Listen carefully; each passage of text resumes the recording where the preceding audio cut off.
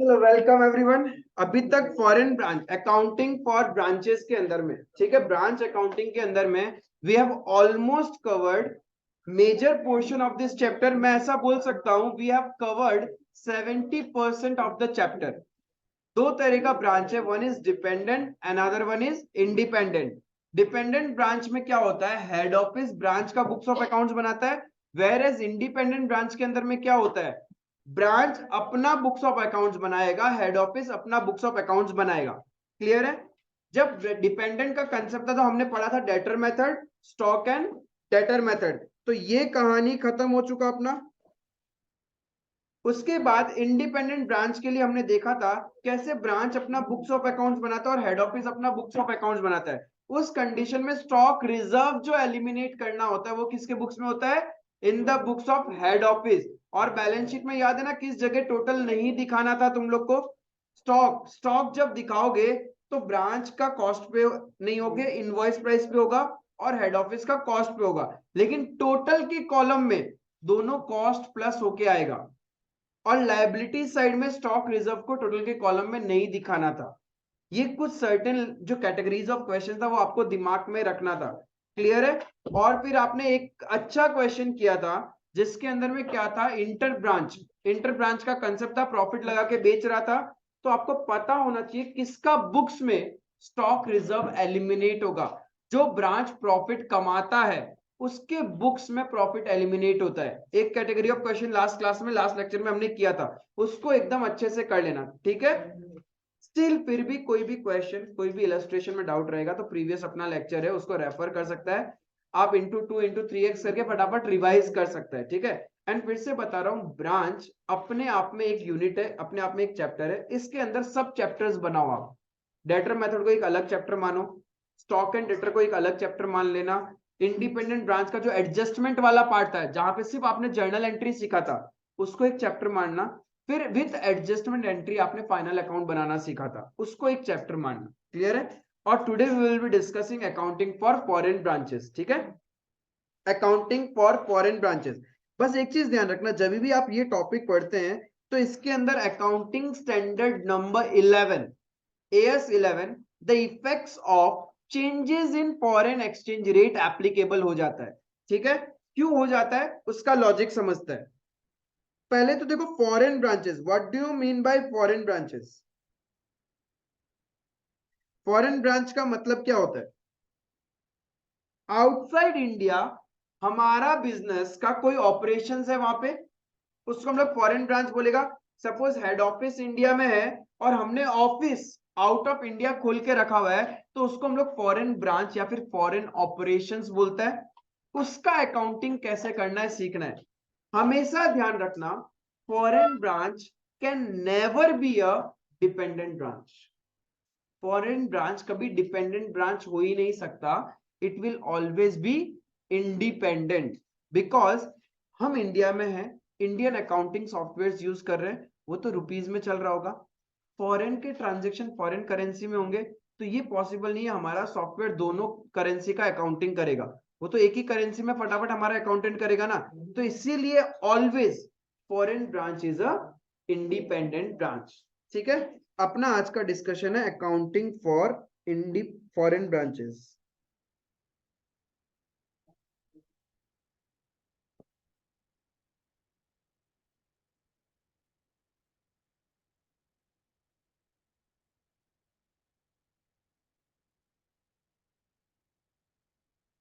सबसे पहले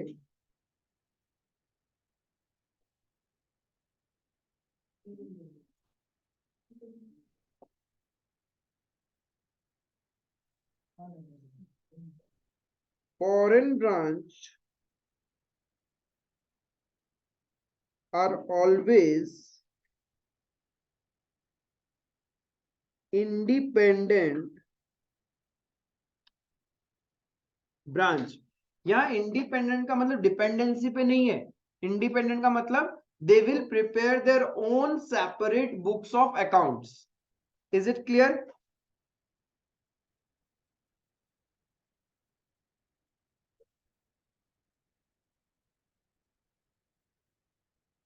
foreign branch can be termed as foreign operations. बात तो एक ही, फॉरेन ब्रांच बोलो या फॉरेन ऑपरेशंस बोलो। फॉरेन कंट्री में जो मेरा ऑफिस है, जहां पे काम धंधा चल रहा है, उसको अपन फॉरेन ऑपरेशंस बोलता है। ठीक है।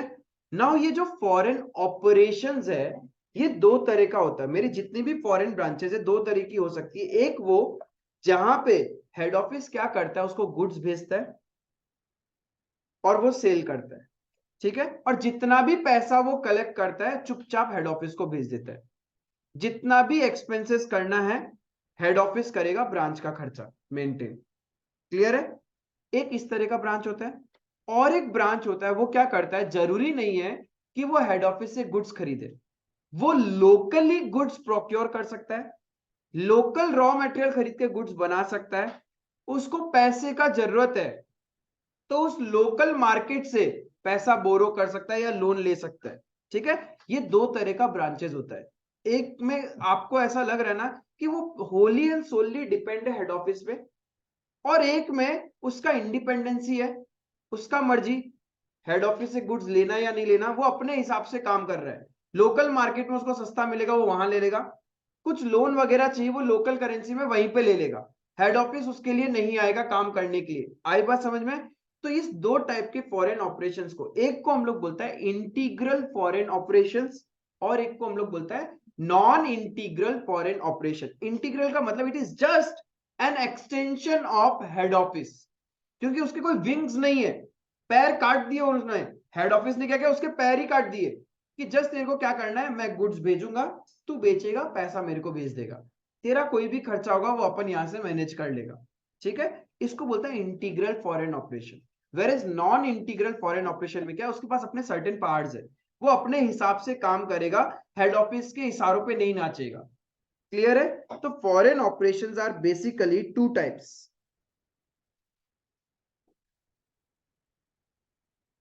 Foreign operations are basically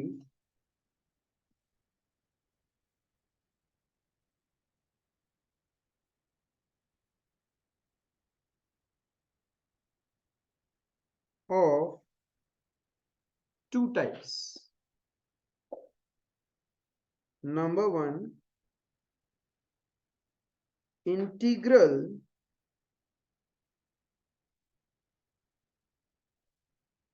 foreign operations. Number two, इसको अपन शॉर्ट फॉर्म में IFO बोल सकता है, नॉन इंटीग्रल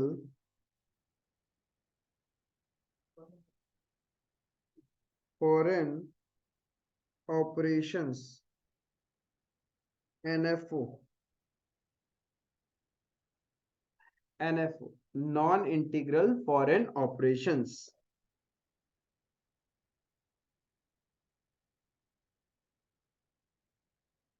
अब फॉरेन ब्रांच के केस में करना क्या होता है, फॉरेन ब्रांच अपना सारा काम कर रहा है, बुक्स ऑफ अकाउंट्स वहां मेंटेन हो रहा है, लेकिन हेड ऑफिस का हेडेक कहां पे आता है, हेड ऑफिस को अपना दिमाग, अपना कैलकुलेशन कब लगाना होता है, जब उसको मर्ज करना होता है ईयर एंड में। ईयर एंड में हम लोग को क्या करना पड़ेगा, फॉरेन ब्रांच के ट्रायल बैलेंस को रिपोर्टिंग करेंसी के ट्रायल बैलेंस के साथ प्लस करना होगा, तब जाके हेड ऑफिस अपना proper trading and PNL account बना पाएगा। तो ये जो फॉरेन ब्रांच है, उसका जो कन्वर्ट करना पड़ेगा ना पहले हम लोग को रिपोर्टिंग करेंसी में। फॉरेन कंट्री से यूएसए, यूएसए में अपना एक ऑपरेशन से अपना एक ऑफिस खोल के रखा हुआ है, उसमें पूरा साल भर ट्रांजेक्शन हुआ होगा। अब उसने जो कुछ भी किया, उसका सारा ट्रायल बैलेंस जब तक आप अपने हेड ऑफिस में कंपाइल नहीं करोगे, तब तक हेड ऑफिस का एक प्रॉपर प्रॉफिटेबिलिटी स्टेटमेंट नहीं बनेगा। क्लियर है। तो आपको इस कंसेप्ट के अंदर बस यही सीखना है, कैसे हम लोग फॉरेन ब्रांच को कन्वर्ट करते हैं रिपोर्टिंग करेंसी में। बार बार हम लोग रिपोर्टिंग करेंसी दिमाग में आता है रुपीज रुपीज रुपीज, बट ऐसा जरूरी नहीं है। क्वेश्चन उल्टा भी कर सकता है, आपकी रिपोर्टिंग करेंसी डॉलर हो सकती है और आपका फॉरेन ब्रांच इंडिया हो सकता है। हेड ऑफिस यूएस में है और आपका ब्रांच इंडिया में, इट इज पॉसिबल। तो ये हमेशा ध्यान रखना, ऐसे सोचना मत, पहले से दिमाग फ्रेम मत करके जाना कि रिपोर्टिंग करेंसी तो हमेशा रुपीज होती है।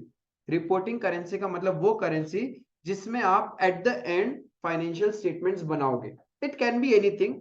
नॉर्मली हम लोग एज ए इंडियन यही समझता है कि हमारे लिए रिपोर्टिंग करेंसी क्या है, रुपीज। इफ हमारी ब्रांचेस फॉरेन कंट्रीज में है तो उसको कन्वर्ट करेगा रुपीज में।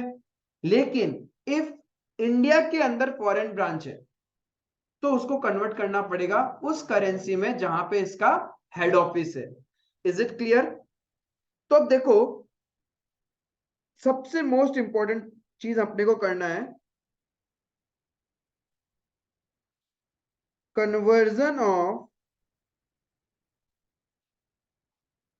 फॉरेन ऑपरेशंस ट्रायल बैलेंस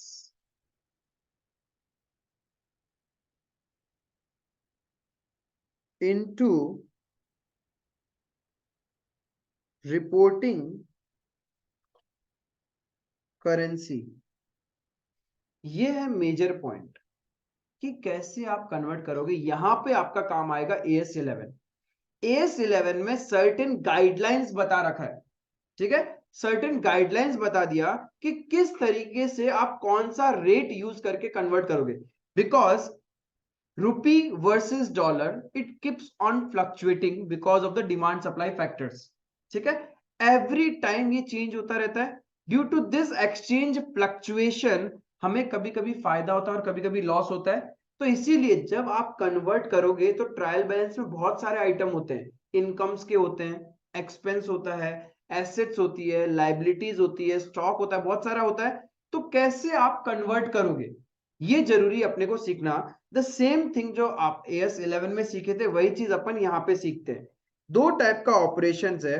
पहले तो ट्रांजैक्शंस। अब देखो मैं उसके रिलेटेड एक चार्ट बना रहा हूं जो आपको बहुत हेल्प करेगा। ट्रांजैक्शंस, कौन से ट्रांजैक्शन को कौन सा रेट यूज करके अपन कन्वर्ट करने वाला है। बिकॉज अपन, हाँ हाँ रेट्स फिक्स रहेगा। AS11 ने जो बताया, जैसे कि हमने पहले भी AS11 कवर किया था, वहां पे हमने पढ़ा था monetary item and non monetary item. Monetary item के लिए क्या लेते हैं, closing rate, where as non monetary के लिए परचेज डेट, जिस दिन खरीदा था उस दिन का। ओपनिंग स्टॉक के लिए ओपनिंग रेट, क्लोजिंग स्टॉक के लिए क्लोजिंग रेट। आया समझ में? एंड इनकम और एक्सपेंसेस के लिए एवरेज रेट, ठीक है।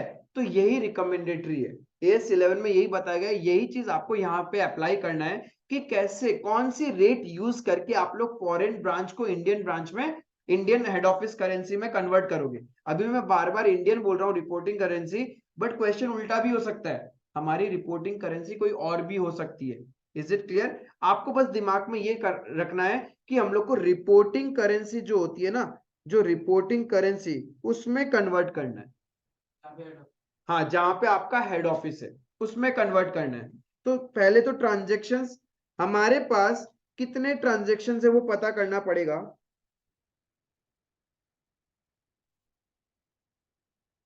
एक होता है monetary item.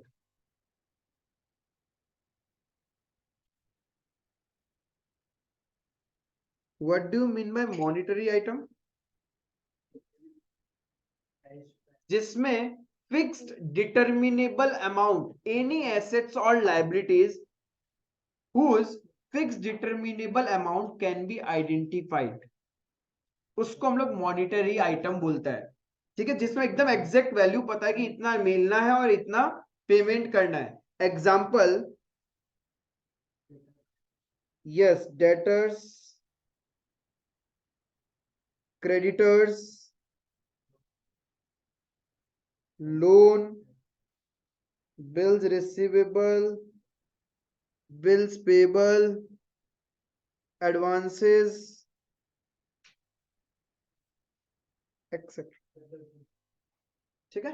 Etcetera, debtors, creditors, loan, bills receivable, bills payable, यानी इन सब में फिक्स डिटर्मिनेबल अमाउंट है, कितना लेना है और कितना देना है पहले से पता होता है। वो जस्ट एक्सचेंज फ्लक्चुएशन की वजह से थोड़ा सा फिगर चेंज होता है, लेकिन हम लोग को एग्जैक्ट वैल्यू तो हमेशा से स्टार्टिंग से पता होता है कि कितना पैसा मिलना है और कितना पैसा हम लोग को पे करना है, उसको हम लोग मॉनिटरी आइटम बोलते हैं। हाँ, डी के अंदर ही हम लोग कन्वर्ट कैसे करेगा वही सीख रहे हैं अपन। देन और एक ट्रांजेक्शन होता है non monetary item. Non monetary item का मतलब क्या हो गया? नॉन मॉनिटरी आइटम ऐसे आइटम्स जिसका फिक्स डिटरमिनेबल अमाउंट नहीं पता हमें, जैसे कि फिक्स्ड एसेट, कितने में बिकेगा कितने में आएगा ये पता नहीं कर सकता कोई भी। देन इन्वेस्टमेंट इन शेयर्स, अरे इन्वेस्टमेंट का फिक्स डिटरमिनेबल अमाउंट नहीं होता, वो तो फ्लक्चुएट होता रहता है, तो इसीलिए इसको नॉन मॉनिटरी आइटम बोला जाता है। क्लोजिंग स्टॉक के लिए अलग रेट है, ईयर एंड का वैल्यू है वो क्लोजिंग रेट रहेगा। हाँ, नहीं, स्टॉक भी तुम्हारा एक तरीके से पता है नॉन मॉनिटरी होता है। स्टॉक भी तुम्हारे लिए नॉन मॉनिटरी है, बिकॉज आप एग्जैक्ट वैल्यू नहीं पता कर सकता कि कितने में बिकेगा या फिर क्या होगा। ठीक है, तो स्टॉक भी नॉन मॉनिटरी है, लेकिन स्टॉक के लिए अलग से AS11 में कहानी बोला है। हाँ, AS11 में अलग से कहानी बोला हुआ है कि कैसे आप स्टॉक को वैल्यू करोगे ईयर एंड में। AS11 में कन्वर्जन के बारे में, फॉरेन करेंसी को रिपोर्टिंग करेंसी में कन्वर्ट करना है, तो सारा कहानी AS11 में है, the effects of changes in foreign exchange rates. Number 3 opening stock. Number 4 closing stock. Number 5 incomes और एक्सपेंसेस, इनकम्स और expenses, goods sent to foreign branch,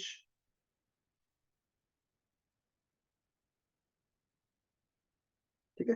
majorly इतने ही ट्रांजैक्शन होते हैं एक तुम्हारे ट्रायल बैलेंस के अंदर में, जिसको हम सेग्रीगेट कर सकते हैं। क्लियर है ये चीज? हाँ, चाहे ओपनिंग हो चाहे क्लोजिंग हो, स्टॉक इज स्टॉक।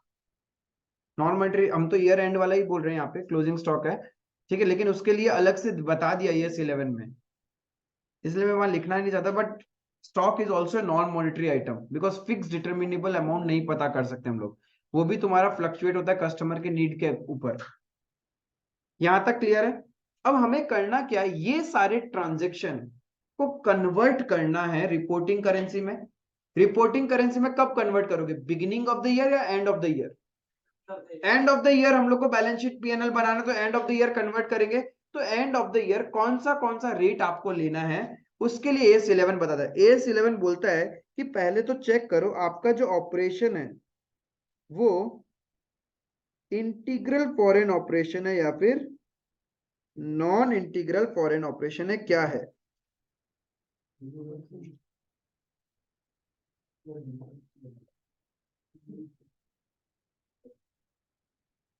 आपका इंटीग्रल फॉरेन ऑपरेशन है या फिर नॉन इंटीग्रल फॉरेन ऑपरेशन है।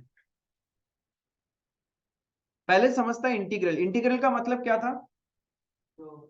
जो हेड ऑफिस पे डिपेंडेंट है, सारा जैसा जैसा काम हेड ऑफिस बोलेगा बस वैसे ही करेगा, उसके पास अपने पावर्स नहीं है। तो उस कंडीशन में all the monetary item, if your foreign branch is an integral foreign operations, then all the monetary items are converted using closing rate. Closing rate का मतलब rate as on 31st of March. उस rates उस दिन जो foreign currency versus reporting currency का conversion rate है वो अपन यूज करेगा for all the monetary items. Clear है? Whereas for non monetary item we will use the transaction rate. जिस दिन ट्रांजेक्शन हुआ था उस दिन का रेट लेगा अपन। जैसे ट्रांजैक्शन हुआ था 15 सितंबर, तो 15 सितंबर को उस दिन क्या रेट था, उस दिन का रेट लेगा हम लोग। एसेट खरीदा तुम 5 नवंबर को, तो 5 नवंबर को कन्वर्जन रेट क्या था, वो वाला रेट अपने को लेना है। हाँ, for converting them into reporting currency. Opening stock के लिए जब बिगिनिंग ऑफ द ईयर ही कर रहे हैं तो ये कब होगा, opening rate, and closing stock के लिए closing rate. Income and expenses पूरा साल भर चलता रहता है, एंड आपका रेट भी एवरी मोमेंट फ्लक्चुएट करता है, तो पॉसिबल नहीं है। बट स्टिल आपके पास कैसा कोई हाई एडवांस सॉफ्टवेयर है, जब जब आपके फॉरेन ऑपरेशंस में इनकम हुआ और एक्सपेंस हुआ, आप उस टाइम का एग्जैक्ट रेट पता कर सकता है, तो very good. Otherwise we will take average. Average rate day wise भी होता है, मंथली भी हो सकता है, क्वार्टरली, हाफ ईयरली, या फिर इतना अवेलेबल होना पड़ेगा ना क्वेश्चन में, तो इतना तो क्वेश्चन रेट्स आपको देगा नहीं, तो वो ज्यादा ज्यादा क्या करेगा, बिगिनिंग ऑफ द ईयर और एंड ऑफ द ईयर का दे देगा, तो हम लोग क्या करेगा, उसका एवरेज रेट कैलकुलेट कर लेगा। बट यदि क्वेश्चन सोचो एक हफ्ते का सारा, हर दिन मंडे को क्या रेट था, ट्यूसडे, वेडनेसडे, थर्सडे, फ्राइडे, ऐसे बताए, तो फिर हम लोग को अलग तरीके से एवरेज निकालना पड़ेगा। क्लियर है? बट ऐसा एग्जाम पॉइंट ऑफ व्यू कभी भी नहीं होगा। प्रैक्टिकली कर सकते हैं हम लोग, but exam point of view ऐसा कुछ नहीं होने वाला। क्या तो अपन एवरेज रेट लेगा या फिर एक्चुअल रेट, यदि अवेलेबल है तो। एंड जो गुड्स सेंड टू ब्रांच है, तो जितना रिपोर्टिंग करेंसी अपने बुक्स में बता रहा है उतना ही ले लेगा, कन्वर्जन का कोई रेट ही नहीं लगाना।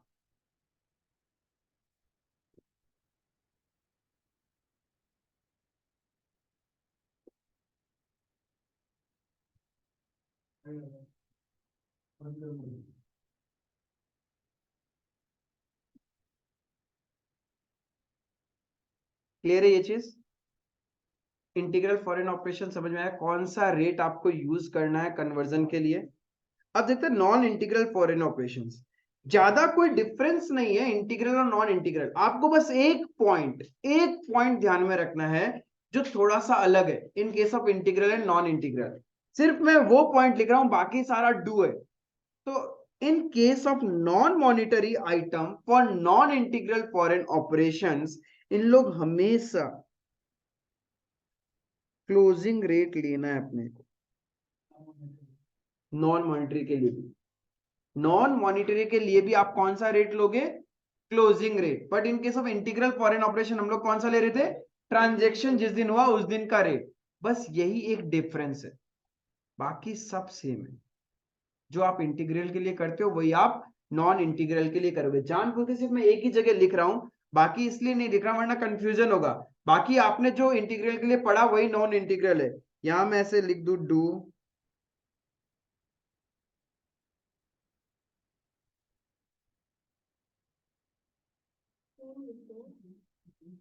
Do do do do do do do do do do. Clear है ये चीज? लास्ट वाला मतलब वही ना जो हेड ऑफिस अपने उसमें दिखा रहा है, ना वैल्यू का निकालेगा पूरा। हाँ बस, हाँ उतना ही।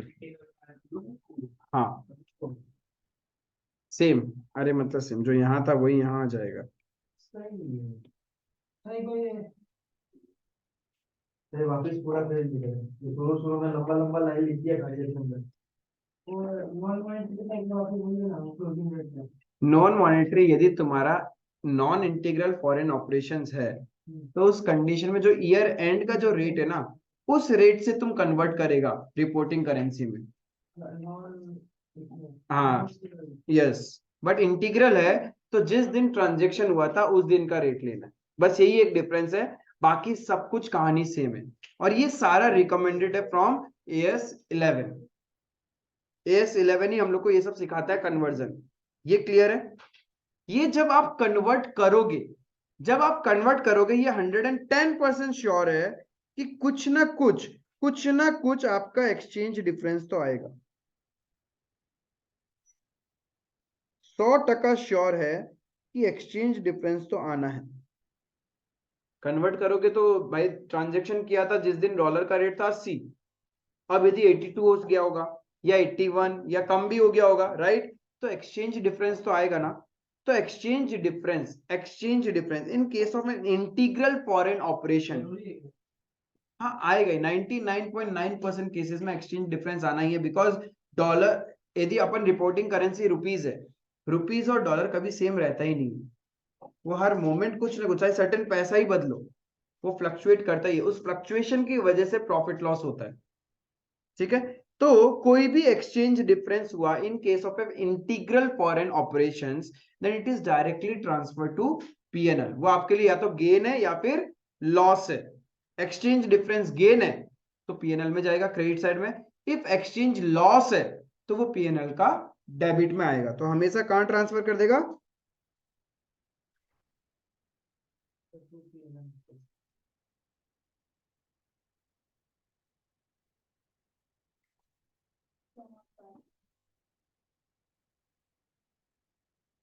इसको मैं थोड़ा नीचे लिख दूंगा, यहाँ से हटा, अच्छा नहीं लग रहा।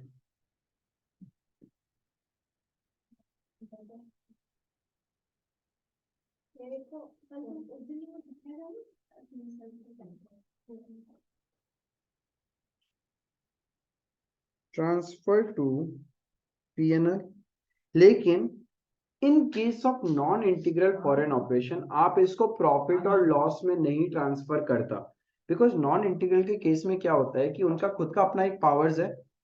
जिस दिन ब्रांच हेड ऑफिस का सारा इन्वेस्टमेंट चुका देगा ना, उस दिन वो एक्सचेंज डिफरेंस भी ऑटोमेटिकली क्लोज हो जाता है।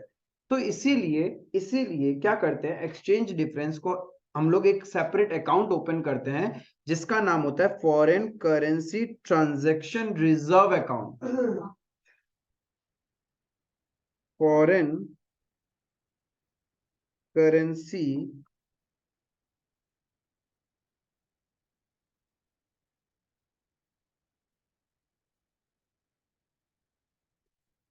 ट्रांसलेशन, ट्रांजैक्शन या ट्रांसलेशन बात एक ही है, ठीक है, उसको कन्वर्ट कर रहे हैं हम लोग। Foreign currency translation reserve account, इस अकाउंट में पैसा डाल के छोड़ देगा। ये अकाउंट धीरे धीरे, it can be sometimes asset और it can be liability also, ठीक है। इफ नेगेटिव आया तो लाइबिलिटी और पॉजिटिव है तो तुम्हारे लिए एसेट है। ये अकाउंट धीरे धीरे, जब आप हेड ऑफिस का इन्वेस्टमेंट को भी खत्म करते रहते हैं ब्रांच में से, तो ये अकाउंट भी धीरे धीरे खत्म हो जाएगा आपका। Otherwise non integral foreign operations की बुक्स में ये एनी टाइम ऐसे ही रहेगा। आई बात समझ में? अभी तक हमने जो डिस्कस किया है यही समझ में आ रहा है कि ब्रांच, फॉरेन ब्रांच दो तरह का, एक इंटीग्रल फॉरेन ब्रांच है और नॉन इंटीग्रल फॉरेन ब्रांच है। अब चाहे फॉरेन ब्रांच इंटीग्रल हो चाहे नॉन इंटीग्रल, ये दोनों ही इंडिपेंडेंट होता है, अपना बुक्स ऑफ अकाउंट्स बनाएगा। तो जब अपना बुक्स ऑफ अकाउंट्स बनाएगा, हम लोग को क्या करना है, रिपोर्टिंग करेंसी में ट्रायल बैलेंस को कन्वर्ट करना है। तो रिपोर्टिंग करेंसी में कौन सा आइटम को किस रेट पे कन्वर्ट करना है, एक्सेप्ट वन नॉन मॉनिटरी, बाकी सारा सेम है। मॉनिटरी आइटम के लिए हम लोग हमेशा क्या यूज करेगा, क्लोजिंग रेट। ओपनिंग स्टॉक के लिए ओपनिंग रेट, क्लोजिंग स्टॉक के लिए क्लोजिंग रेट। इनकम और एक्सपेंसेस यदि एक्चुअल रेट क्वेश्चन दे रखा होगा तो वो, अदरवाइज एवरेज लेगा, ठीक है। And good send to branch हमेशा एक्चुअल बेसिस पे होगा। एक आइटम है non monetary item. Non monetary item if आपका इंटीग्रल फॉरेन ऑपरेशंस है तब आप लोग क्या लेगा, ट्रांजैक्शन रेट। लेकिन यदि आपका नॉन इंटीग्रल फॉरेन ऑपरेशन है तो हम लोग लेगा क्लोजिंग रेट। ये चीज क्लियर है? अब एक मोस्ट इंपॉर्टेंट पॉइंट रहता है आपका मैनेजर्स कमीशन। आपको आपके ब्रांच के मैनेजर कमीशन देना है आपको।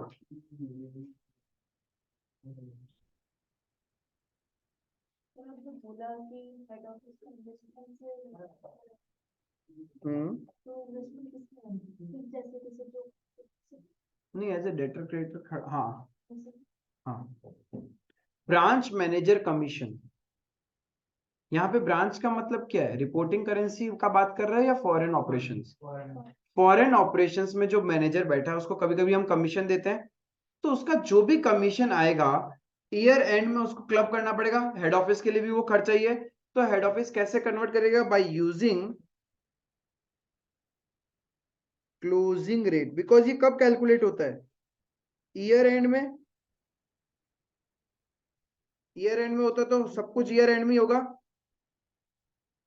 लेकिन अब ध्यान रखना, टू कैलकुलेट ब्रांच कमीशन बहुत बड़ा कुछ है कहानी। ब्रांच मैनेजर का कमीशन किस प्रॉफिट पे कैलकुलेट होना चाहिए, फॉरेन करेंसी में या फिर रिपोर्टिंग करेंसी में? ब्रांच मेरा फॉरेन में है, उसको जो कमीशन मिलेगा वो फॉरेन करेंसी के प्रॉफिट के हिसाब से मिलेगा ना। क्या उसको रिपोर्टिंग करेंसी के प्रॉफिट के हिसाब से मिलेगा क्या? नहीं। इसका मतलब जब भी आपको ब्रांच मैनेजर का कमीशन कैलकुलेट करना है या देना है, तो पहले आपको फॉरेन करेंसी के अंदर में वहां का पीएनएल अकाउंट बनाना पड़ेगा, क्योंकि normally commission is given on the basis of profit. जितना पैसा कमा के देगा उतना कमीशन मिलेगा। तो आपको सबसे पहले क्या करना पड़ेगा, फॉरेन करेंसी के अंदर में फॉरेन ऑपरेशंस का पीएनएल अकाउंट बनाना पड़ेगा। आई बात समझ में? तो पहला काम, to calculate branch manager commission,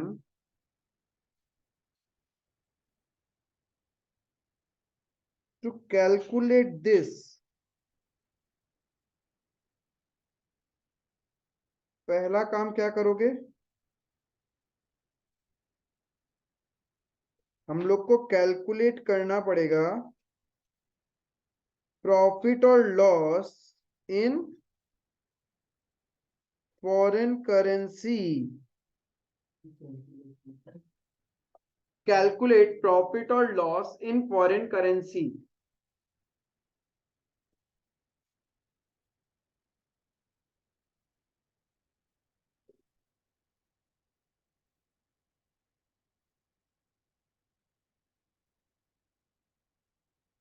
calculate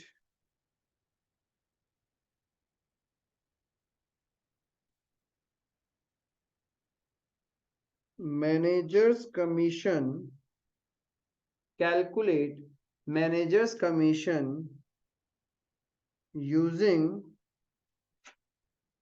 profit calculated in step 1,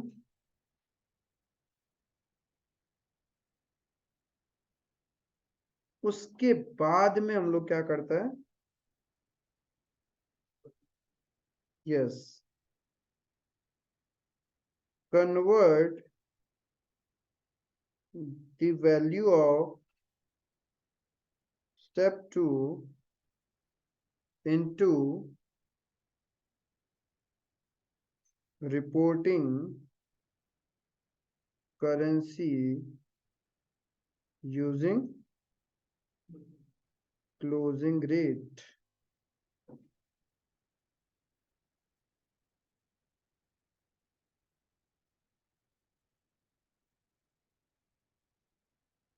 समझ में आया?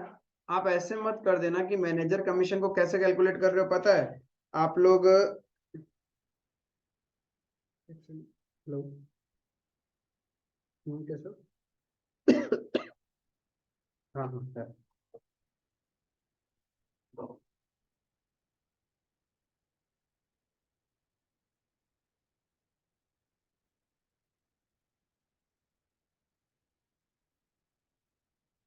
तो मैनेजर कमीशन कभी कभी सिली मिस्टेक्स क्या करके आते हैं पता है, कि पूरा ट्रायल बैलेंस कन्वर्ट कर लेते हैं रिपोर्टिंग करेंसी में, फिर हेड ऑफिस का हम लोग ट्रेडिंग पीएनएल बना रहा है, वो जो प्रॉफिट लॉस आया ना उस पे मैनेजर कमीशन कैलकुलेट कर देते हैं।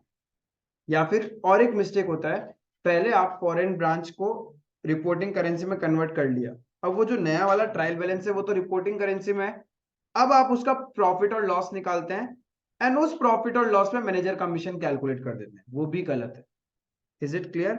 इफ फॉरेन वाले को यदि आपको कमीशन देना है, तो फॉरेन करेंसी में जो आपने प्रॉफिट एंड लॉस कैलकुलेट किया है उसी पे ही कमीशन आएगा। क्लियर है ये चीज? ठीक है। कभी कभी समटाइम्स आपका क्या होता है, ब्रांच में या फिर हेड ऑफिस में स्टॉक का वैल्यूएशन नहीं किया हुआ होता, मिसिंग होता है, जैसे क्लोजिंग स्टॉक मिसिंग होता है। तो क्लोजिंग स्टॉक आप कैसे फाइंड आउट करोगे? इफ हेड ऑफिस का मिसिंग है तो रिपोर्टिंग करेंसी में निकालोगे trading account, and if branch का क्लोजिंग स्टॉक वैल्यू मिसिंग है तो आप लोग पहले क्या करोगे, फॉरेन करेंसी में ब्रांच का ट्रेडिंग अकाउंट बना के आप लोग क्लोजिंग स्टॉक का वैल्यू कन्वर्ट करोगे, कैलकुलेट करोगे, और उसके बाद में हम लोग कन्वर्ट करेंगे।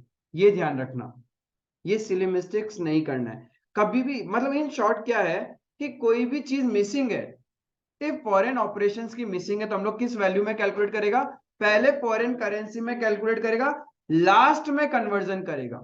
क्लियर है ये चीज? इतना समझ में आया आप लोग को? इतना यदि समझ में आया ना तो फॉरेन ब्रांच से रिलेटेड आपके सारे क्वेश्चन सॉल्व हो जाएंगे। ये चार्ट क्लियर है? एकदम क्लियर है? अपने को फॉरेन ब्रांच से रिलेटेड देखो कितना क्वेश्चंस करना है, 3 इलस्ट्रेशन, 1 प्रैक्टिकल क्वेश्चन और 2 कंपाइलर के क्वेश्चन। ठीक है, 3 कंपाइलर का क्वेश्चन एंड देन अपना फॉरेन ब्रांचेस पूरा कंप्लीट हो जाएगा, कवर हो जाएगा। यस, तो इलस्ट्रेशन नंबर 15 देखना। आज आराम से अपना इलस्ट्रेशन तो कवर अप हो ही जाना चाहिए।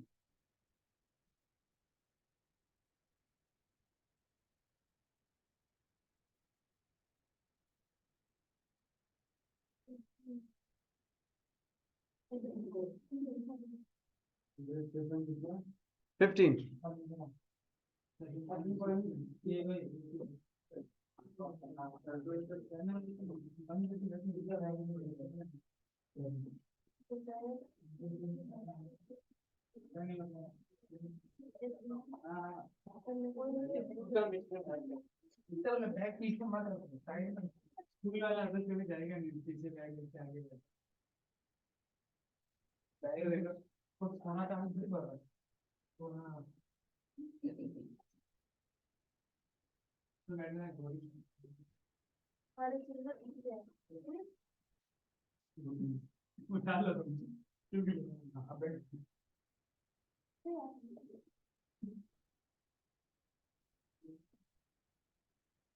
ठीक है, सबको आ गया नंबर 15।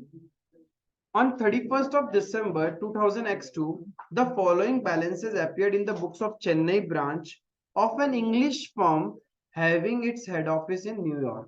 Oh my God! पहला ही क्वेश्चन क्या हो रहा है? हेड ऑफिस कहाँ है और ब्रांच कहाँ है? इंडिया में। तो रुपीस को किस में कन्वर्ट करना पड़ेगा? न्यूयॉर्क का करेंसी में हम लोग को कन्वर्ट करना पड़ेगा। ठीक है, यूएस डॉलर में कन्वर्ट करना पड़ेगा, करेंगे, कोई दिक्कत नहीं है। एक चीज हमेशा ध्यान रखना, यदि आपको क्वेश्चन फॉरेन करेंसी दे रहा है, गिवन है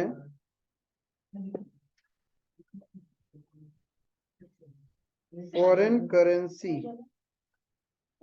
ठीक है, गिवन है फॉरेन करेंसी,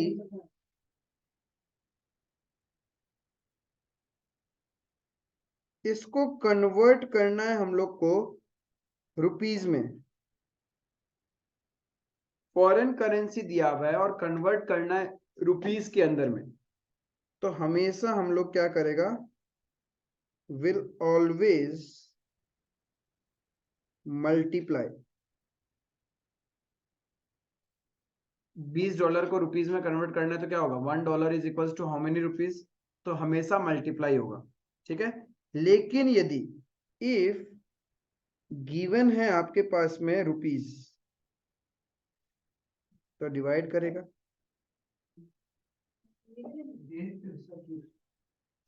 कन्वर्ट करना है, अरे बहुत लोगों को इसी में गलती करके आ जाता है एग्जाम में, हड़बड़ी में, हड़बड़ी में सारा मिस्टेक होता है। एक वो मल्टीप्लाई करने का हैबिट होता है, क्योंकि हमेशा आप लोग ज्यादातर क्वेश्चन करते हैं उसमें रुपीस में ही कन्वर्ट करना होता है, तो फटाफट मल्टीप्लाई करते हैं, और एग्जाम में क्या होता है, रिवर्स आते ही। हाँ,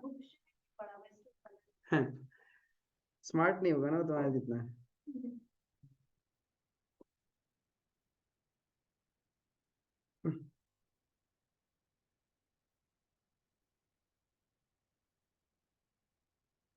हम लोग हमेशा डिवाइड करेगा। चेन्नई ब्रांच का बैलेंसेस दिया हुआ है, नीचे देखता है तो कुछ डेटा है, और फिर requirement part. Stock on 31st of December, ये क्लोजिंग स्टॉक हो गया अपना। branch account in New York books showed a debit balance of 13,400।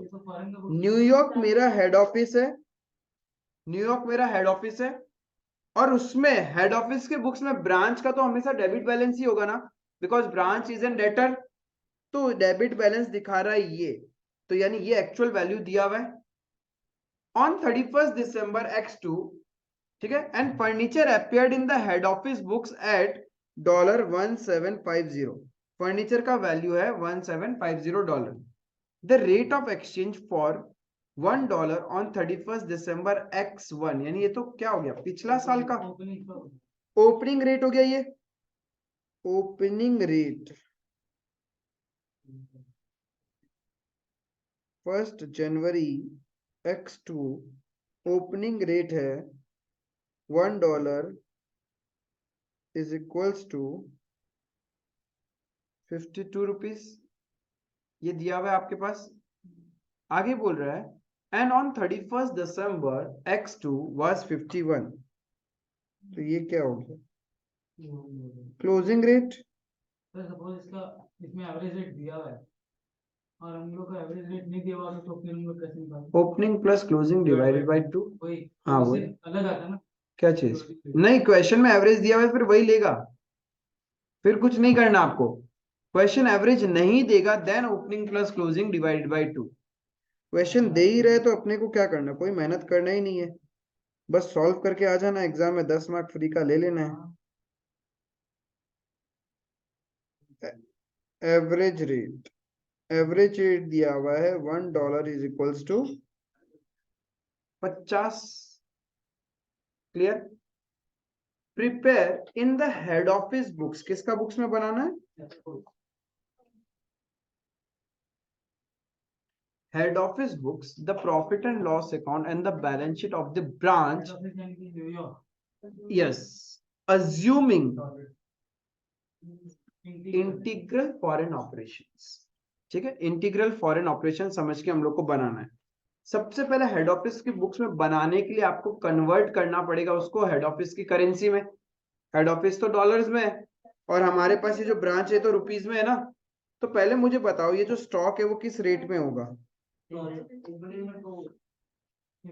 Opening stock opening rate पे होगा आपका, ठीक है। कितना डॉलर्स आ जाएगा मुझे बताना, काट के मैं यहाँ डॉलर्स डाल देता हूँ, बताओ तो मैं काट के बनाता हूँ। $4,500 हो जाएगा ये।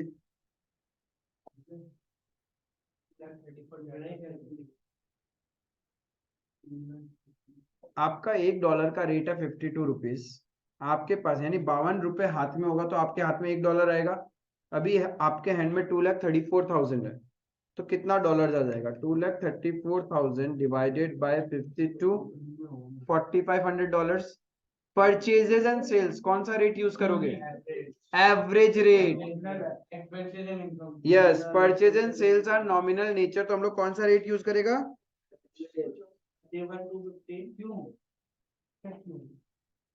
लिखा नहीं है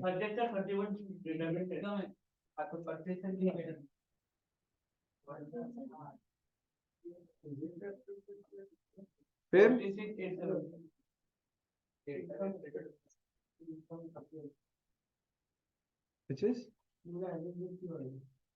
बिकॉज परचेज एंड सेल्स तुम्हारा इनकम और एक्सपेंस नेचर का है, तो इनकम और एक्सपेंस के लिए हम लोग हमेशा एवरेज रेट लेता है। डेटर्स एंड क्रेडिटर,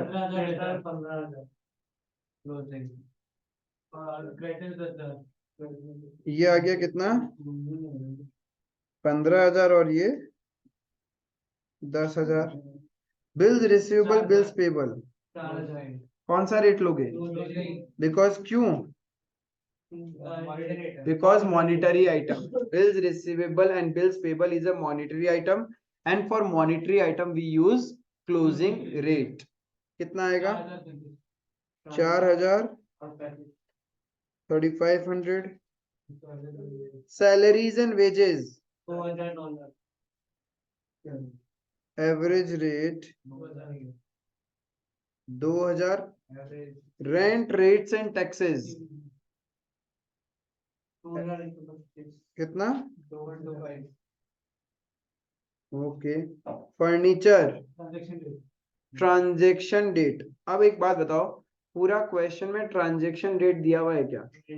कहीं पे भी नहीं था, बट अपने को फर्नीचर का वैल्यू पता है इन डॉलर्स, 1750। क्वेश्चन खुद चिक चिक के बता रहा है, furniture appeared in the head office books at 1750। तो कुछ करना ही नहीं है, 1750 जो एक्चुअल क्वेश्चन में दिया हुआ है वो हमने ले लिया।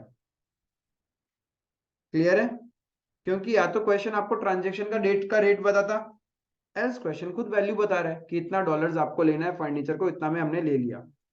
Bank account, bank is a yes monetary item. Monetary item हम लोग हमेशा क्लोजिंग रेट पे होगा, तो कितना आ जाएगा? न्यूयॉर्क अकाउंट, यानी ये तो ब्रांच के बुक्स में हेड ऑफिस का अकाउंट्स हो गया, तो इसको कैसे लेना है? दिया हुआ ही है कि हेड ऑफिस के बुक्स में न्यूयॉर्क का कितना बैलेंस है, 13,400। तो 13,400 ही तो इधर होना चाहिए। आया समझ में? तो अभी आपका ट्रायल बैलेंस मैच नहीं कर रहा होगा, ट्रायल बैलेंस मैच नहीं कर रहा होगा। कुछ तो एक्सचेंज डिफरेंस आया है,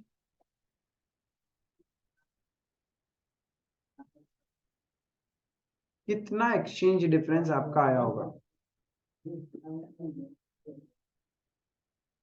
आराम से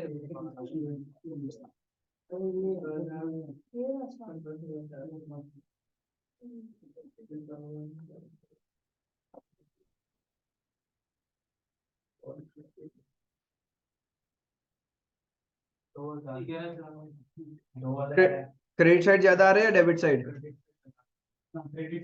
क्रेडिट ज्यादा आ रहा है तो डेबिट साइड में लिख देगा $2000। ये बताओ, ये एक्सचेंज लॉस है या एक्सचेंज गेन है? गेन है। जिंदगी कैसी है पहेली है, धन्य है प्रभु। लॉस हुआ ना। ये डेबिट साइड है ट्रायल बैलेंस का, और ये ट्रायल बैलेंस का क्रेडिट साइड है, राइट?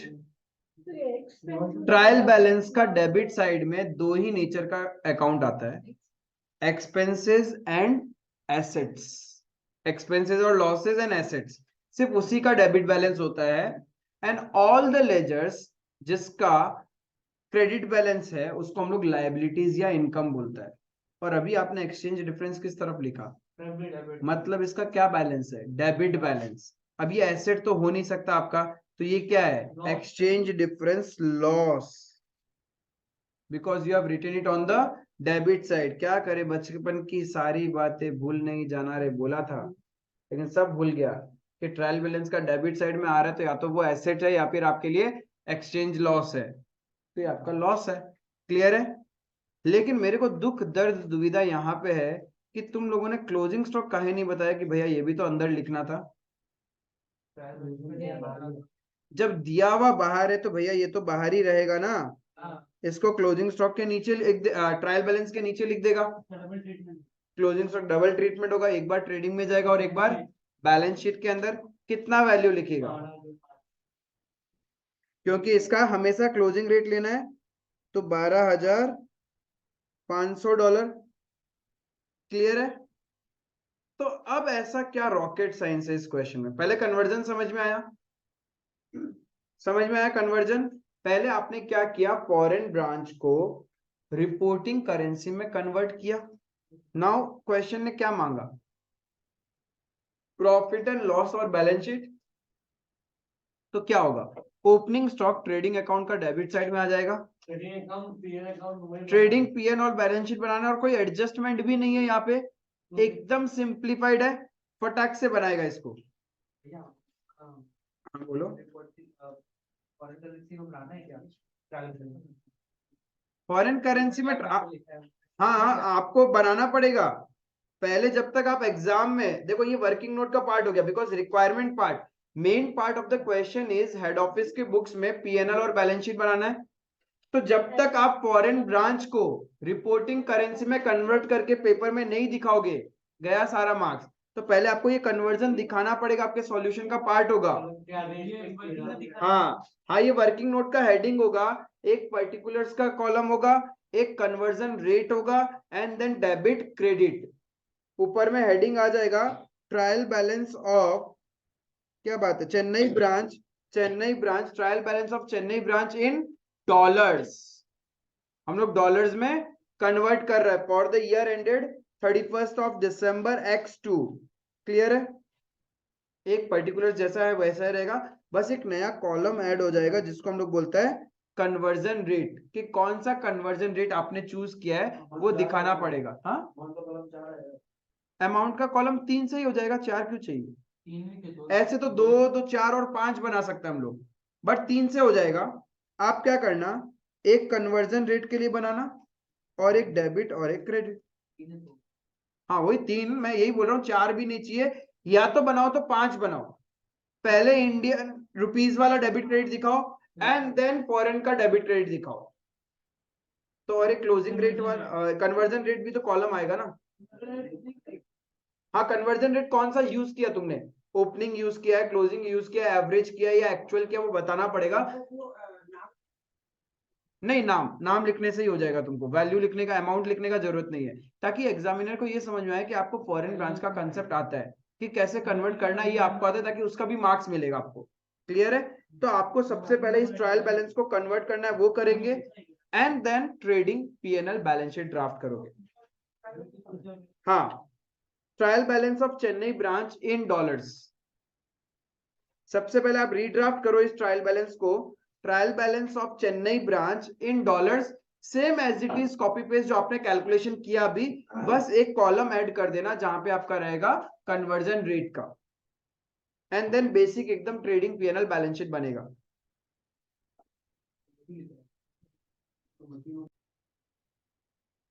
तो आपने ट्रायल बैलेंस को कन्वर्ट कर लिया, ठीक है। ध्यान रखना, क्लोजिंग स्टॉक ट्रायल बैलेंस के अंदर नहीं आएगा, वो बाहर ही रहेगा। और जो भी एक्सचेंज लॉस हुआ है, इफ डेबिट साइड में आ रहा है ट्रायल बैलेंस का difference, then it is an exchange loss, else it will be exchange gain. जितना भी आएगा वो पीएनएल अकाउंट में चला जाएगा, because it is integral foreign operation. Non integral होता तो अपना कहां पे जाता, ये foreign currency translation reserve account में। Is it clear? तो आपने ट्रेडिंग बना लिया, पीएनएल बना लिया, एंड बैलेंस शीट नॉर्मल था क्वेश्चन, और कोई एडजस्टमेंट था नहीं, आपको जस्ट कन्वर्जन रेट्स पता होना चाहिए। क्लियर है? देखो नेक्स्ट इलस्ट्रेशन,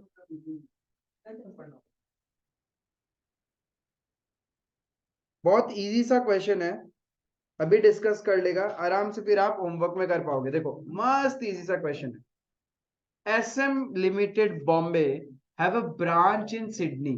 अब ठीक है, हेड ऑफिस का है इंडिया में, तो हम लोग को जब फॉरेन ब्रांच पड़ा है सिडनी में, इसको कन्वर्ट करना होगा तो रुपीज में कन्वर्ट करना है, तो इधर मल्टीप्लाई करेगा। मल्टीप्लाई थोड़ा इजी लगता है डिवीजन से। Sydney branch is an integral foreign operation. Exam में क्वेश्चन को प्लीज पेशेंसफुली रीड करना, बिकॉज आपने हड़बड़ी किया, ये इंटीग्रल जगह नॉन इंटीग्रल लिखा हुआ रहा, और आप लोगों ने एक्सचेंज डिफरेंस को पीएनएल में डाल दिया, फिर हैप्पी बर्थडे आपका।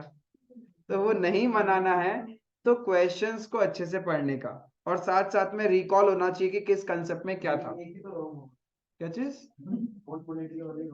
हाँ, नॉन मॉनेटरी वाला रॉन्ग होगा, प्लस तुम्हारा जो एक्सचेंज डिफरेंस पीएनएल में डाल रहे हो वो भी तो गलत हो जाएगा। अरे चीजें मैच हो जाएगी, बट वैलिड, हाँ गलत हो जाएगा ना, मार्क्स कट जाएंगे अननेसेसरी। इतना मेहनत करोगे तो मार्क्स कटाना थोड़ी ना है, पूरा मार्क्स लेके आएंगे अपन। At the end of 31st March X2, the following ledger balances have been extracted from the books of Bombay office and the Sydney office. Bombay का भी दिया और सिडनी का भी दिया, ठीक है, वेरी गुड, इतना सारा दिया हुआ है। The following information is also available. Stock as a 31st March मतलब क्लोजिंग स्टॉक, और बॉम्बे का है इतना, सिडनी का है इतना, तो कुछ कन्वर्ट करना ही नहीं है, सीधा दिया हुआ है actual. You are required to convert the Sydney branch trial balance into rupees using following rate. बस कुछ नहीं करना, ट्रायल बैलेंस को कन्वर्ट करना है। क्लियर है? कुछ नहीं बनाना, कन्वर्जन करना है आपको।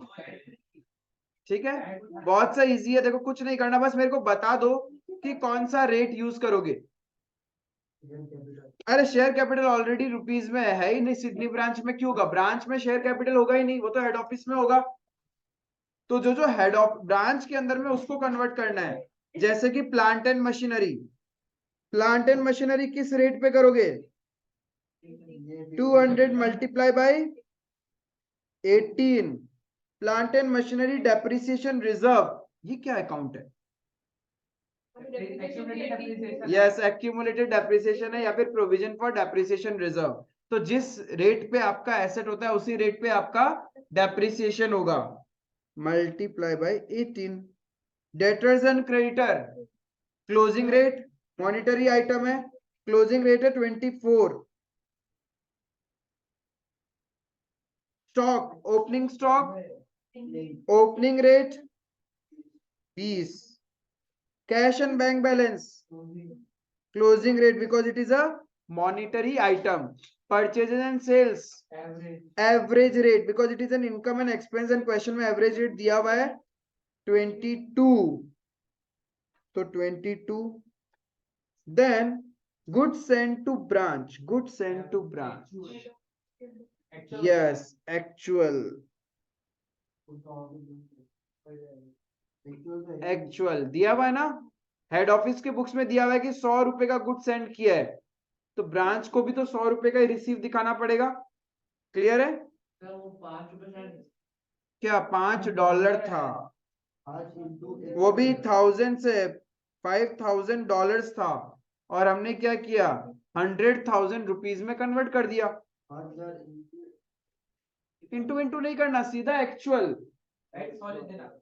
एक्चुअल, ठीक है। नेक्स्ट, हाँ एक्चुअल रेट, ट्रांजेक्शन रेट,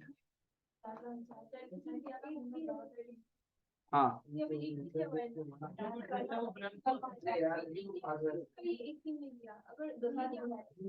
दिया हुआ होना पड़ेगा, नहीं तो खुद वैल्यू बताएगा कन्वर्ट करके question.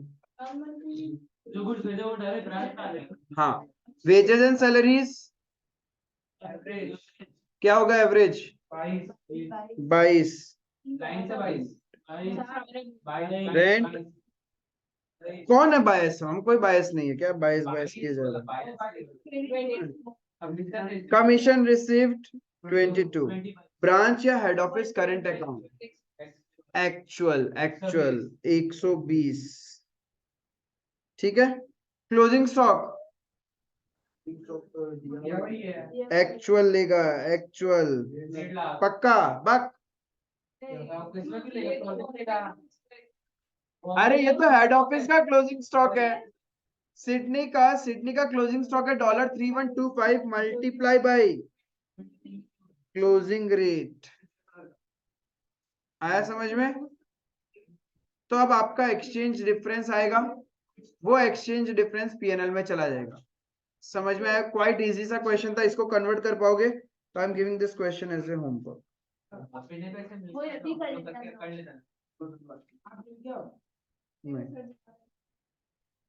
Just let's read the last question for the day, illustration number 17। फटाफट रीड करो, इसको खत्म करेगा अपन।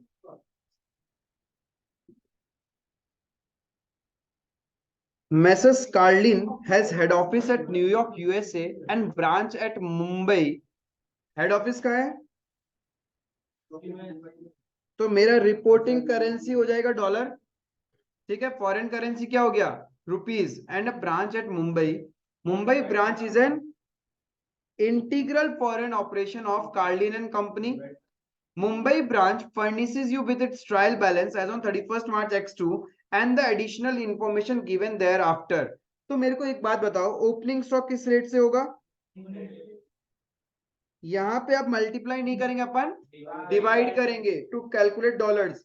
Purchases and sales, debtors and creditor, bills of exchange, because ये भी मॉनिटरी आइटम ही होता है। बिल्स रिसीवेबल, बिल्स पेबल को बिल्स ऑफ एक्सचेंज बोलते हैं। डेबिट बैलेंस है तो बिल्स रिसीवेबल, और क्रेडिट है तो bills payable. Wages and salaries, rent, rates and taxes, average, sundry charges, computers, asset day trade, asset day trade, और नीचे दिया हुआ है computers were acquired from a remittance of US dollar, तो ये एक्चुअल वाला ले लेगा हम लोग। बैंक बैलेंस बिकॉज मॉनिटरी है ये, ठीक है। न्यूयॉर्क ऑफिस अकाउंट एक्चुअल लेगा, नीचे कहीं ना कहीं दिया हुआ होगा, क्या नहीं दिया, कहीं तो होगा, देखो देना ही पड़ेगा। $39,609। एंड सुनो सुनो सुनो सुनो मेरी बात, जब आप लोग रुपीज से डॉलर में कन्वर्ट करते हैं, इफ डेसिमल्स में वैल्यू आ रहा है तो भाई 2 डेसिमल्स तक लेना। वहां का डेसिमल्स का मतलब सेंट्स, मतलब जैसे इंडिया में रुपीज होता है ना, ऐसे नहीं कि राउंडिंग ऑफ मारता गया तुम लोग एंड पूरा गलत हो जाएगा, ये ध्यान रखना। उस सेंट्स को कंसिडर करना है अपने को। तो यहाँ पे इसका तो एक्चुअल दिया हुआ है, कितना है 0.18, ठीक है। इतना डॉलर लेगा आप लोग, क्लियर है ये चीज, ये एक्चुअल दिया हुआ है। कंप्यूटर को भी एक्चुअल में लेगा हम लोग, दिया हुआ है $6,000। हाँ, न्यूयॉर्क ऑफिस अकाउंट, अरे ब्रांच के बुक्स में हेड ऑफिस का बैलेंस नीचे दिया हुआ है ना। अरे हेड ऑफिस के लिए ब्रांच का डेबिट बैलेंस होगा, उतना ही तो ब्रांच के लिए हेड ऑफिस का क्या होना चाहिए, क्रेडिट बैलेंस। रेट दिया हुआ है बाबा, दिया हुआ है, ठीक है। अब देखो पॉइंट नंबर 1 सुनो अच्छे से समझना। Computer were acquired from a remittance of US dollar $6,000 received from New York head office and paid to the supplier. Depreciate computer at 60% for the year. ये डेप्रिसिएशन करना है, ट्रायल बैलेंस दिया हुआ है, this is an additional information. तो जब आप इसको कन्वर्ट करोगे, जब आप कन्वर्ट करोगे तब आपको क्या करना पड़ेगा, एडिशनल इंफॉर्मेशन में डेप्रिसिएशन का भी वैल्यू आएगा। डेप्रिसिएशन कितना आएगा, ये कितना डॉलर है, $3,600 तुम्हारा डेप्रिसिएशन होगा, ये ध्यान रखना, मिस्टेक मत करना, क्लियर है। ये एडिशनल इंफॉर्मेशन, इसका डुअल इंपैक्ट होगा, एक तुम्हारा पीएनएल में आएगा और दूसरा बैलेंस शीट में एसेट से माइनस करके दिखाएंगे अपन।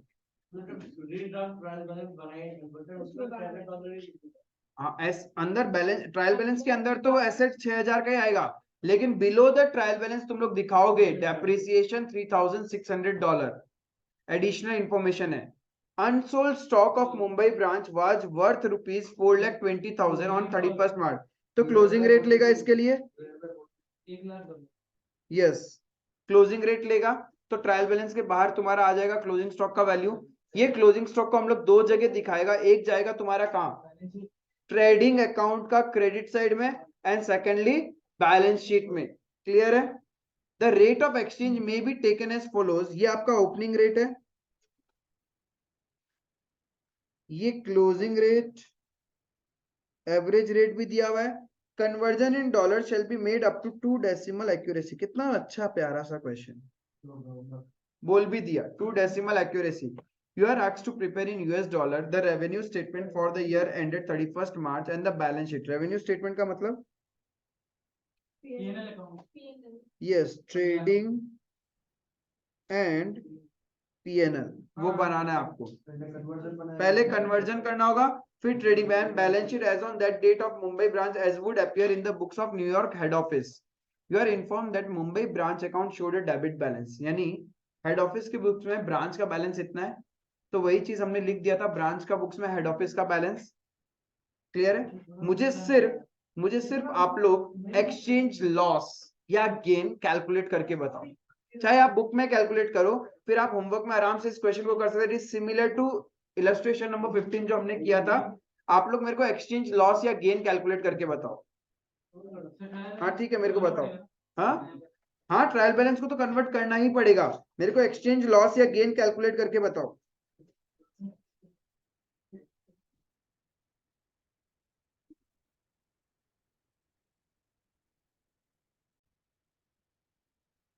इस तरीके से आप लोग कन्वर्ट किया होगा, सबका कन्वर्जन मैच कर लेना एक बार कि यही आया या नहीं आया आप लोग का।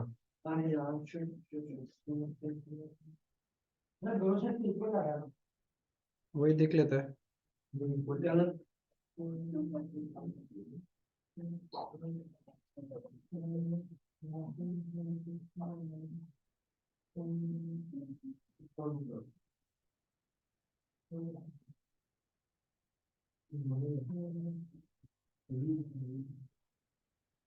डेबिट साइड का टोटल आ रहा है आपका 81,734.62 माइनस 1.6